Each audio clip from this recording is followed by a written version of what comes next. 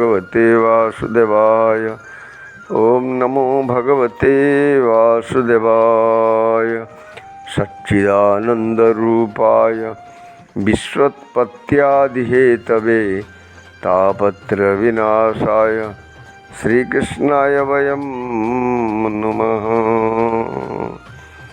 सच्चिदानंद घन विग्रह आनंद कंद श्रीकृष्ण भगवान चरणारविंदर अनंत कोटि प्रणाम पूर्वक उपस्थित समस्त गीता परिषदर भाई भौणी मान को मोर सादर हरि ओम।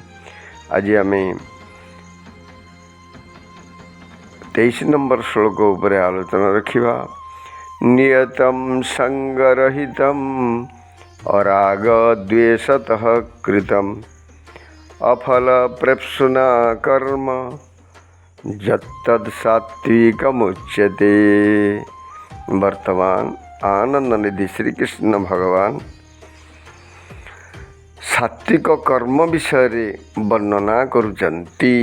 जो कर्म शास्त्र विधि द्वारा नियत एवं कर्तृत्वाभिमान रहित तथा जहाँ फलेच्छा शून्य मनुष्य द्वारा बिना राग द्वेषरे करा जाई थाए ताहाको सात्विक कर्म कहा जाए। सर्वप्रथम भगवान कहउचंती जो कर्म शास्त्र विधि द्वारा नियत होइछि अर्थात जो वर्ण आश्रम अनुसार परिस्थिति और समय अनुजाई जो व्यक्ति पाई जेपरी विधान कराई ताको नियत कर्म कहुई। अर्थात जड़े कृषक चाष करने ताको विधान है तो जड़े क्षत्रिय युद्ध करने नियत कर्म तार है। जड़े ब्राह्मण तार सी पूजा अर्चना इत्यादि जाग यज्ञ करने नियत है। जदि से कर्म को से ठीक भाव रे करे ताहेले ताकू नियत कर्म कहुई एवं ताकू सात्विक कर्म बोली कहा जाए। तो शास्त्र विधि को न मानी आमे एबे समाज रे कौन चली ना शास्त्र रो उल्टा काम कले आमको सुख मिलिबो। आज सकाळे जड़े भद्रलोक कहले जे मिछ न कहले एबे आउ चली हब नहीं। अरे भाई शास्त्र कहउचंदी सत्यम वद धर्मम चर। भागवत रे कहचंदी जे प्राणी सत्य को पालिब से प्राणी कृष्ण को पाइब। धर्मर चतुर्थ चरण होउचंदी सत्य किंतु ए नियत कर्म को से मानिबा को जे राजी हुए से अनुसार कर्म करे ताकू से सात्विक कर्म कहुई। संगरहितम अर्थात कर्तृत्वाभिमान मु करुची एभली कर्तृत्वाभिमान सेथिरे रहिबो नाही। से तो नियत कर्म स्वाभाविक ढंग से हब। तेणु जिमिति गोटे गछर पत्र झड़िला तार पत्र कौलिब तार जेंति स्वाभाविक भाव में चली सेमिति ए प्रक्रिया स्वाभाविक भाव में चलिबो। सेठारे कर्तृत्वाभिमान रखिबा उचित नुहे। कर्तृत्वाभिमान रखिले ताहा बंधन हो जाए। कर्तृत्वाभिमान जदि न रखिब ताहले ताहा सात्विक कर्म कहा जाए। तो सांख्य प्रकरण रे कर्तृत्व त्यागर प्राधान्य थिबारु एवं आगकू अराग द्वेषतः कृतम पदरे मध्य आसक्ति त्याग करिवा कथा कहा जाइथिबारु एठारे संगरहितम पदर अर्थ कर्तृत्वाभिमान रहित बोली ग्रहण करा जाइछि। अराग द्वेषतः कृतम पदर तात्पर्य है राग द्वेष रहित होई कर्म करिवा उचित। अर्थात रागपूर्वक कर्म करिवा और द्वेषपूर्वक कर्म त्याग करिवा अनुचित। तथा कर्म करिवार साधन शरीर इंद्रिय अंतकरण मन बुद्धि इत्यादि प्रति मध्य राग द्वेष न हेबा उचित। तो राग रहित हेबा कथा।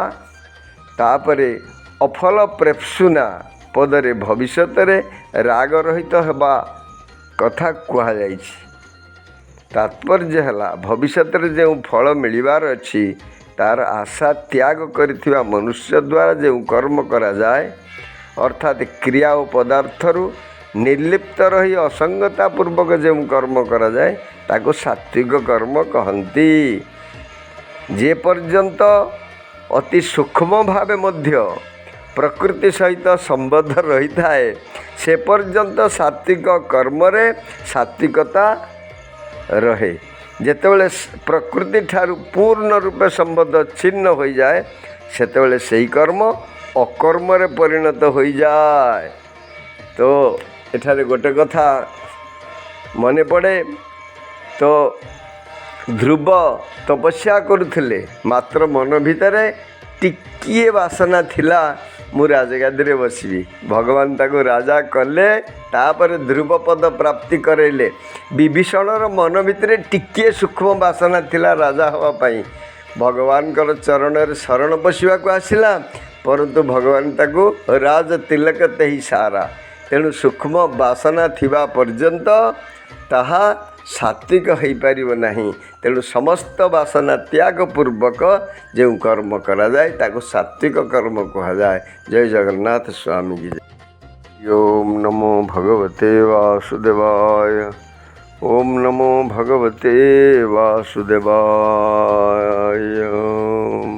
वर्तमान 24 नंबर श्लोक उपरे आलोचना रखिबा।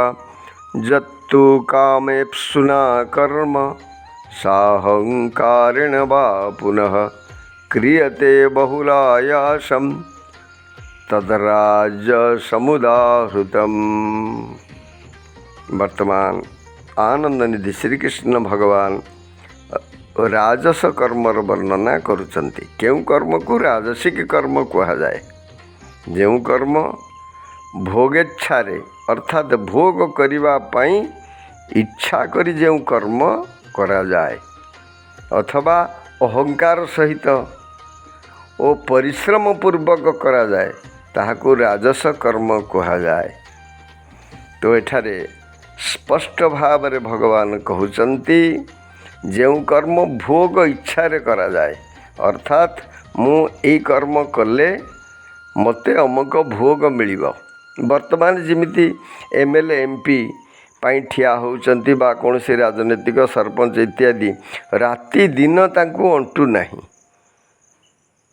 तो किमिति आमे गोटे गादी रे बसिले तापर आमे भोग करिवु आराम रे रहिबु बहुत लुटपाट करिवु कोठा बाड़ी करिवु तो बहुत धन संपत्तिर मालिक हबु 7 पुरुष पाई संपत्ति रखिदेबु। यही प्रकार भोग इच्छा अरे जहाँ करा जाए ताकू राजसिक कर्म कहा जाए। तापरे ता संगे अहंकार मिसिबो। लोकंक आगरे काम कले लोके देखती और धन्यवाद दियंती फल अभिमान जात हुए एवं लोकंक अनुपस्थिति रे एकांतर कर्म कले अन्यमानक अपेक्षा निजठारे विशेषत्व देखि अभिमान हुए जे मु जेपरी सुचारू रूपे कार्य पूर्णांग करुची अन्य माने सेपरी करिपारिबे नहीं। मोठारे कर्म करिवार जो योग्यता विद्या दक्षता इत्यादि रही समस्त ठारे सेपरी मध्य देखा मिले नहीं। मु जो काम करुची ता अत्यंत विश्वस्त भावे ओ शीघ्र करुची इत्यादि एहीपरि अहंकार पूर्वक जो कर्म करा जाए ताकू राजस कर्म कहा जाए। मु एभली भाव रे इमिति काम कली मते निश्चित आरथर को भोट देबे। तो एभली भाव रे जो अहंकार उत्पत्ति हुए ताकू राजस कर्म कहा जाए। तापरे ये कर्म रे कौन हुए ना राजस कर्म रे बहुत परिश्रम हुए। काहे परिश्रम हुए सबु कर्म कला बेले तो परिश्रम हब ताकू बहुत कष्ट अनुभव हुए। तो शारीरिक कष्ट बहुत अनुभव हुए कहीं ना शारीरिक सुख और आराम भोगिबा तार मुख्य उद्देश्य थाए। तेणु से राति दिन गोटा कर दिए अर्थात ताकू इते परिश्रम करने को पड़े जाफल तार भोग लिप्सा केमिति से मेंटेब ताहारी पाई से सब बेले लगी थाए। तो तो एभली भाव करुथिबा कर्म को राजसिक कर्म कहुए। तापरे फलाकांक्षी मनुष्य अहंकार और परिश्रम पूर्वक जो कर्म करे ताकू राजस कर्म कहुए। राजस मनुष्य तार आवश्यकता गुड़िक अधिक वृद्धि कर दिए। एतिकी हेले मु मोर जाइकि चलि प्रत्येक दिन तार बासना बढ़ी बढ़ी जाए, जहाँफल प्रत्येक कार्य तापाई अधिक वस्तु प्रयोजन हुए। अधिक वस्तु जोगाड़ करिवारे परिश्रम मध्य अधिक पड़े। राजस मनुष्य कर्म गुड़ी को अधिक विस्तार करे, सेतिपाई मध्य ताकू अधिक परिश्रम पड़े। शरीर रे आसक्ति थिबारु से शारीरिक आराम इच्छा करे, जहाँफल अल्प काम ताकू अधिक परिश्रम जना पड़े। एभली कर्म को राजसिक कर्म बोली भगवान कहउचंती। या परे भगवान तामसिक कर्म विषय आलोचना करिए। जय जगन्नाथ स्वामी की जय। नमो भगवते वासुदेवाय। ओम नमो भगवते वासुदेवाय। वर्तमान आमे त्रयोविंश श्लोक पाठ रखिबा। नियतम संगरहितम अराग द्वेषतः कृतम अफल प्रेप्सुना कर्म जत्तत् सात्विकमुच्यते। नियतम कहले नियत, संगरहितम निरासक्त, अराग द्वेषतः राग द्वेष रहित, कृतम करा जाए, अफल प्रेप्सुना फल कामना करुनथिबा व्यक्ति द्वारा कर्म कर्म जत जाहा तत ताहा सात्विकम सात्विक उच्यते कहा जाए। आउ थर पाठ रखिबा।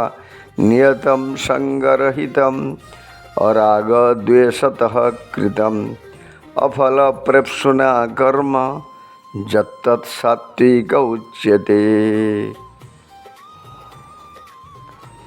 श्लोकार्थ है जो कर्म को नियत कर्म भावी निरासक्त भाव रे रागद्वेष न रखी फल कामना न करी करा जाए ताहा होची सात्विक कर्म। जय जगन्नाथ स्वामी। नमो भगवते वासुदेवाय। ओम नमो भगवते वासुदेवाय। वर्तमान आम चतुर्विंश श्लोक पाठ रखिबा। यत्तु कामेप्सुना कर्म साहंकारेण वा पुनः क्रियते बहुलायासं तद्राजसमुदाहृतं। जत जाहा तू किंतु कामेप्सुना फल कामना करुथिबा व्यक्ति द्वारा कर्म कर्म साहंकारेण अहंकार सहित बा किंबा पुनः पुणी क्रियते करा जाए बहुलायासम बहु परिश्रमर सहित तत्ताहा राजसम राजसिक उदाहृतम कहा जाए।